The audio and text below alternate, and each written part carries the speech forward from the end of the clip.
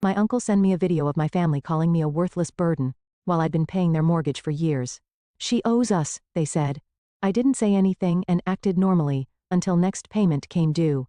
When my uncle sent me that video, I felt my whole world tilt on its axis. There they were, my parents and my brother Thomas, sitting around our old kitchen table in Phoenix, talking about me as if I was nothing more than a burden.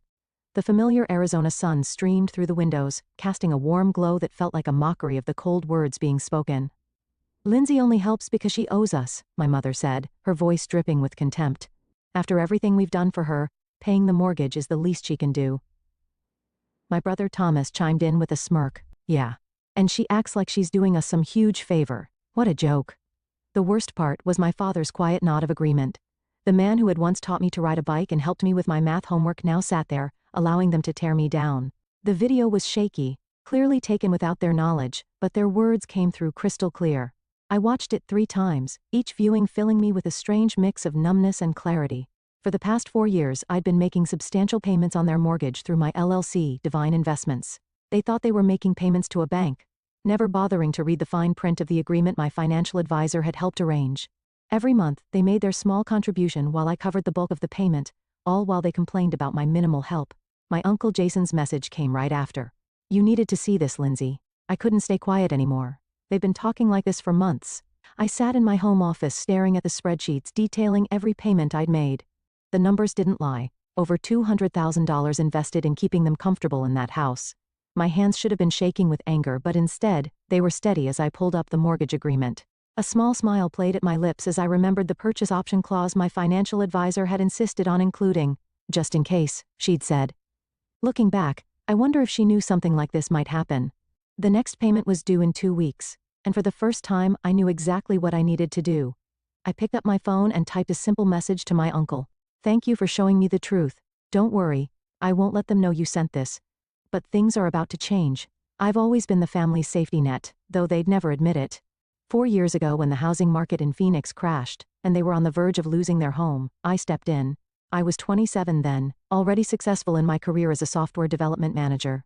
The irony was that they never approved of my career choice. They wanted me to take over my father's struggling real estate business instead. Software is no career for a woman, my mother would say. Her lips pursed in disapproval. Your brother Thomas is the one with the real business sense. Yet Thomas, with all his business sense, had nearly bankrupted the family company within 2 years of taking over. When they needed help with the mortgage, I consulted my financial advisor, Kate. She suggested a creative solution. Create an LLC, buy the house through it, and let them think they're still dealing with a bank. That way you protect yourself legally while helping them. It seemed perfect at the time. I could help without dealing with their pride. The arrangement worked smoothly. Divine Investments LLC became their mortgage holder, and I supplemented their monthly payments without them knowing. They maintained their dignity, and I kept my family stable. My Uncle Jason was the only one who knew the truth, having overheard Kate and me discussing it at a family gathering. You're too good to them, Lindsay, he'd said then. They don't deserve your kindness. I defended them, of course. They're family. They might not understand my choices, but they've always given me a home. Now watching that video for the 4th time, I realized how wrong I'd been. Their words played on repeat in my mind. She owes us. What a joke, the least she can do. Each phrase felt like a knife twisting deeper. I opened my laptop and logged into the LLC's account. The next mortgage payment was due on the 15th, just 2 weeks away. They'd never been late before, always transferring their portion like clockwork. But now, knowing how they really felt, I had no intention of covering the rest this time. Let them face the consequences of their ingratitude. Let them deal with the bank on their own. They had no idea that their daughter, the worthless burden, was actually their landlord. The thought brought a smile to my face. Sometimes karma needs a little push. The video wasn't the end of it. My Uncle Jason sent me more evidence the next day, screenshots of family group chat messages I'd been deliberately excluded from. They'd created it 6 months ago, appropriately named Family Finances. Each message felt like another betrayal, deeper than the last. Lindsay thinks she's so special with her tech job, Thomas had written. She barely helps with the mortgage while I'm here every day running Dad's business. My mother's response made my blood run cold. We should ask her for more money. She's single with no kids. What else does she spend it on? After all we sacrificed to raise her, she can't even properly support her family. I pulled up my financial records, hands trembling slightly as I calculated the total. Over the past 4 years, I'd contributed $267,843 toward their mortgage through Divine Investments. While they'd only paid $52,157, they thought their $1,100 monthly payments to the bank were the bulk of the mortgage. They had no idea I was covering the additional $5,400 every month. My phone buzzed, a message from my mother. "Sweetie, could you come to dinner this Sunday? We need to discuss something important." I knew exactly what that something was. They were planning to ask for more money, probably with emotional manipulation and guilt-tripping as side dishes. The thought of sitting there pretending I didn't know what they really thought of me made my stomach turn. I called Kate, my financial advisor. "I need to know my options with the purchase agreement." "I had a feeling you might," she said, not sounding surprised at all. "Remember that clause we included? If they miss a payment, Divine Investments can exercise the purchase option immediately. The house would be yours outright, and they become month-to-month tenants." A plan started forming in my mind. And if they were late with rent, standard Arizona eviction laws would apply. "You'd be within your rights to give them notice." She paused. "Lindsay, are you sure you want to go this route?" I thought about years of condescension, of being the family ATM while they mocked me behind my back. I thought about Thomas running our father's business into the ground while they praised his business sense. I thought about every snide comment about my career, my life choices, my supposed obligations to them. "Yes," I replied, my voice steady. "I'm sure. But I won't tell them anything yet. Let them think everything's normal for now." I texted my mother back. "Of course, I'll come to dinner. Looking forward to it." The heart emoji felt ironic, but necessary.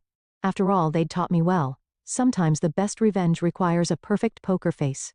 The next mortgage payment was due in 13 days, and for the first time since this arrangement began, I wouldn't be there to catch them when they fell. Sunday dinner felt like an exercise in self-control. I arrived at their Phoenix home exactly at 6, the setting sun painting the desert landscape in shades of orange and purple. The house, my house technically, looked exactly as it had for the past 20 years. The familiar scent of my mother's lasagna wafted through the air, a calculated choice meant to remind me of happier times. "Lindsay, sweetheart." My mother rushed to hug me, her designer bracelet catching the light. I noticed it was new, probably purchased with money they should have put toward their mortgage payment due in 9 days. Thomas sat at the dining table looking smugger than usual in his pressed business casual attire. "Hey sis, good of you to make time for your family." I smiled, remembering his message about me barely helping. If he only knew that his entire lifestyle depended on my generosity. "I always have time for family," I replied, the irony thick in my throat. My father emerged from his study, his reading glasses perched on his nose. He was reviewing some papers that I glimpsed were bank statements. The sight nearly made me laugh. They were preparing their pitch carefully. "Before we eat," my mother began, setting down the lasagna, "we wanted to talk about something important." She glanced at my father, who nodded encouragingly. "Of course," I said, serving myself a portion. "What's on your mind?" Thomas cleared his throat. "Well, as you know, Dad's business has been facing some challenges. The real estate market isn't what it used to be." I took a bite of lasagna, chewing slowly. The business had been facing challenges ever since Thomas took over, despite the Phoenix market being stronger than ever. "We've been thinking," my mother continued, reaching for my hand across the table, "about how blessed we are to have such a successful daughter. Your father and I sacrificed so much to give you a good education." I watched her performance with newfound clarity, the gentle touch, the reminder of their sacrifices. It was also carefully choreographed. "The mortgage payment has become quite a burden," my father added, his voice carrying that particular tone of paternal authority he'd always used to make me feel small. "And with you doing so well in your computer work." "Software development," I corrected automatically, though they'd never bothered to understand the difference. Right. He waved dismissively. "Well, we thought perhaps you could help more with the monthly payments. After all, this is your family home too. If they only knew how much of it was already mine." "We're only asking for an extra $2,000 a month," my mother added quickly. "It's not much considering your salary." I took another bite of lasagna, using the moment to maintain my composure. They wanted $2,000 more when they didn't even know I was already paying over $5,000? The audacity was almost impressive. "I'll think about it," I said finally, my voice neutral. "Times are a bit uncertain right now." "Uncertain?" Thomas scoffed. "Please, we all know you're doing fine. Unlike some of us who are actually working hard to keep this family's legacy alive." I smiled, thinking about the notification their bank would send when they missed their payment next week. "You're right, Thomas. Sometimes we all get exactly what we deserve." After dinner, I excused myself to use the bathroom, but took a deliberate detour past my father's study. The door was ajar, and I could hear my parents and Thomas talking in hushed voices. I paused, my heart pounding as their words drifted out. "She's not going to help," Thomas said, his voice bitter. Did you see how she just sat there, acting all superior with her tech money while our business is struggling? Patience, my father replied. We have another option. Remember those investment documents I found in her cloud storage when she used our Wi-Fi last month? She's been hiding money from us in some company called Divine Investments. My blood ran cold. They'd snooped through my files during my last visit. I'd carelessly used their Wi-Fi without a VPN, and my cloud storage had synced automatically. I looked it up, my father continued. It's a legitimate LLC and it's doing very well. She's been squirreling away money there instead of helping her family. I raised a snake. My mother's voice chimed in. We'll give her one more chance to help voluntarily. If not, I'll remind her about that time in college when she took money from your business account for her tuition. She thought we never knew, but we have proof. She'll have to help us then. I had to bite my lip to keep from laughing. The money they were talking about? I'd borrowed it with my father's permission when their check for my tuition bounced. I'd even paid it back within a month with interest. I had emails proving everything. Their attempted blackmail was as pathetic as it was desperate. And if that doesn't work, Thomas added, we can always reach out to her company's HR department, ask some questions about her mental stability, maybe suggest she's been stealing company resources for personal projects. That would get their attention. The casual way they discussed destroying my career sent ice through my veins. These people weren't family. They were parasites wearing family masks. I quietly slipped back to the bathroom, flushed the toilet for show, then returned to the dining room. They filed back in moments later, all wearing practiced smiles. Lindsay, dear, my mother said sweetly. Have you given any thought to what we discussed, about helping more with the mortgage? I met her gaze steadily.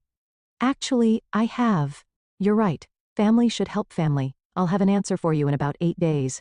The timing wasn't random. Their mortgage payment was due in 8 days, and I knew exactly what would happen when they missed it.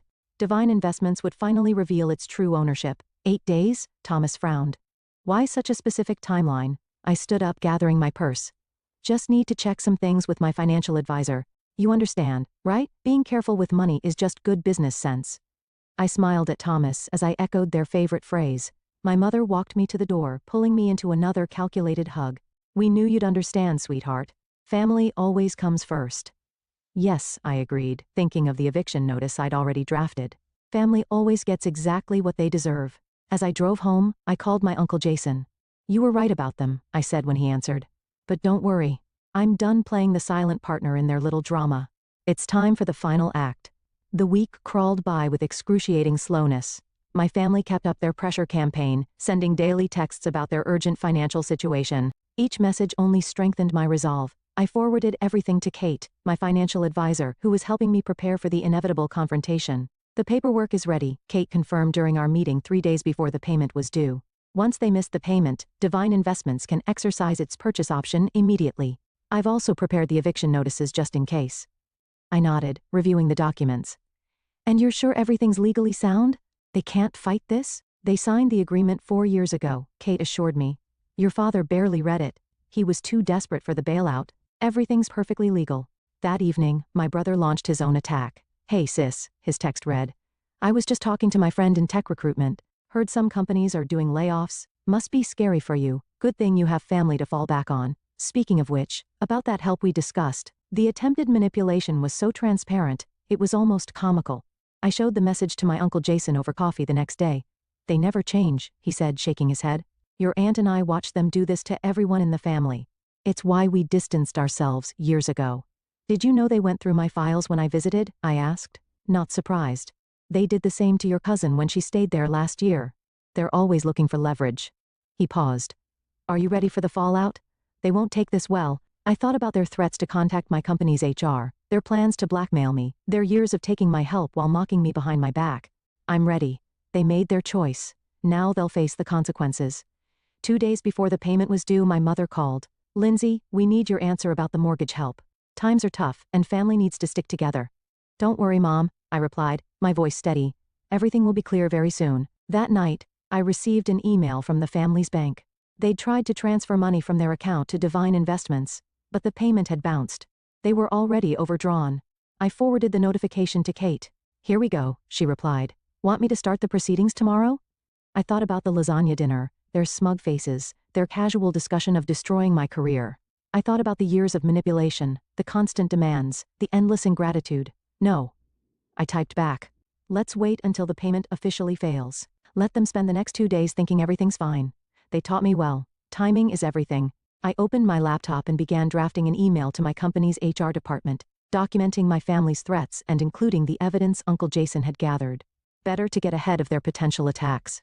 The end was in sight, and I was leaving nothing to chance. Sometimes, I muttered to myself, the best revenge is simply letting people face the consequences of their own actions. The payment deadline came and went. At 9 a.m. sharp, Divine Investments' automated system sent out its default notice. I watched my phone counting down the seconds until the inevitable call. It took exactly 12 minutes. Lindsay, my mother's voice was frantic. Something's wrong with our mortgage payment. The bank is saying we defaulted, but that's impossible. We need your help immediately. Actually, I replied calmly, Divine Investments isn't a bank, it's an LLC, my LLC to be specific. The silence on the other end was deafening. What? She finally whispered. Check your email. You'll find a notice explaining that due to your default, Divine Investments is exercising its purchase option. The house is now legally mine. Your status has been changed to month-to-month tenants. This is a joke, she stammered. No joke. I've been covering the majority of your mortgage for 4 years, while you all mocked me behind my back, called me a burden, plotted to blackmail me, threatened my career. How did you? Uncle Jason showed me the video. He showed me everything. Now about your tenancy. Your first rent payment is due in 30 days. I suggest you start looking for somewhere else to live. My father's voice suddenly broke in. They'd put me on speaker. You ungrateful, careful, I cut him off. Is that any way to talk to your landlord? The eviction notice is ready. Don't make me serve it sooner than planned. I ended the call and blocked their numbers. Within minutes, my email began filling with messages from flying monkeys. Distant relatives and family friends telling me I was being cruel. That family should forgive family. I deleted them all without reading them. Some debts can't be paid with forgiveness. 3 months later, I stood in the empty house, my footsteps echoing through the vacant rooms. My family had finally moved out last week, forced to downsize to an apartment across town. They tried everything, threats, guilt trips, legal challenges, but in the end, the documents were ironclad. They had no choice but to accept reality. Thomas's attempt to contact my company's HR had backfired spectacularly. Thanks to my preemptive documentation and Uncle Jason's evidence, his accusations were dismissed immediately. Instead, his actions were reported to his real estate board, leading to an ethics investigation that effectively ended his career. My mother's final attempt at manipulation came through a tear-filled voicemail. How could you do this to your own family? The answer was simple. They'd shown me exactly what family meant to them, and I'd finally believed them. I walked through the kitchen where it had all started, where they'd sat around the table calling me worthless while I paid their bills. The irony wasn't lost on me. Uncle Jason and his wife were coming over later to help me prepare the house for sale. The proceeds would go to establishing a foundation for helping victims of financial abuse. Something good could come from this after all. My phone buzzed with a text from Kate. Just heard from their lawyer. They're finally signing the last papers. It's really over. I smiled, looking around at the empty house one last time. They'd taught me that family always comes first, but they'd never specified which family. I chose myself. And for the first time in years, that felt exactly right.